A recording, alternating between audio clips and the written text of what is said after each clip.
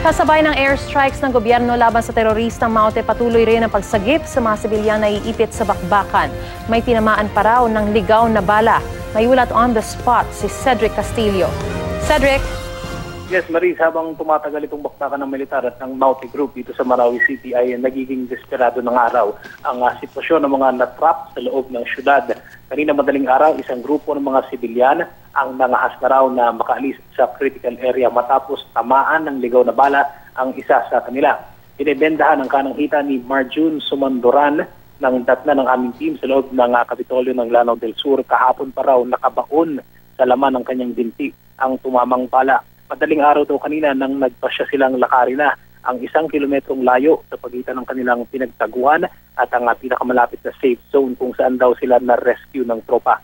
Dadalhin si Marjun sa Iligan para masuri ng mga doktor at para maiwasan na matetano. Ang kwento sa atin ni Marjun kung gaano raw na natakot, gutom at pangamba ang naramdaman nila sa ilang araw na natrap ay ganoon naman daw yung panlulumo sa kanilang nakita sa kalsada. Partikular ng madaanan na nila yung bahagi ng Banggulo na siyang naging sentro rin ng mga binabagsak na bomba militar.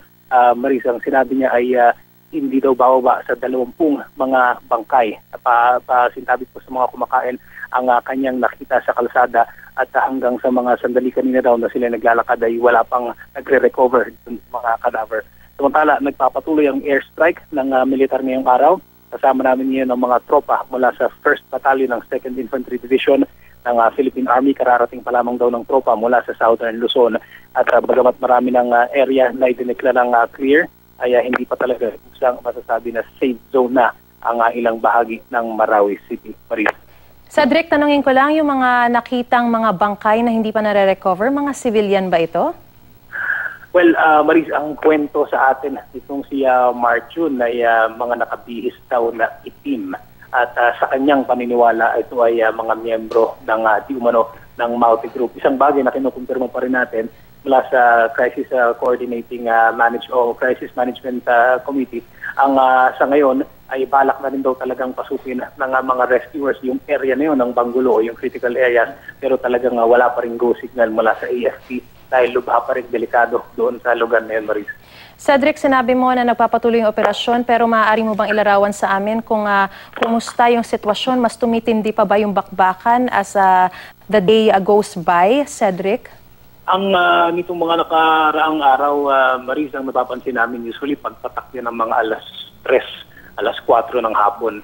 Magsusunod-sunod na itong mga airstrike in the past few days. Kanina lamang nakakita na tayo ng mga attack helicopters.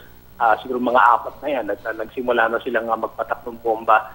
Nakarinig na rin tayo ng pagpatak ng mga bala ng mga kanyo, ng mga 105 howitzers.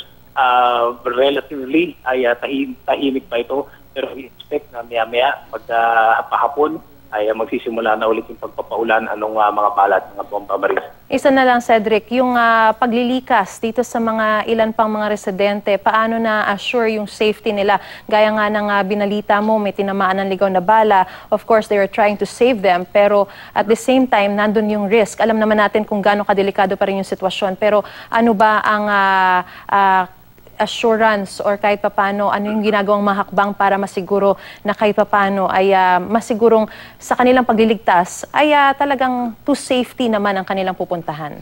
Alam mo, Maris, may nakausap kami dun sa ilan sa mga rescuer. Ang may papayo lang daw nila, of course, yung mga nandun sa critical areas is just to pray, maghintay, endure, at kasi talagang hindi daw talaga mapapasok pa yung mga areas na yon.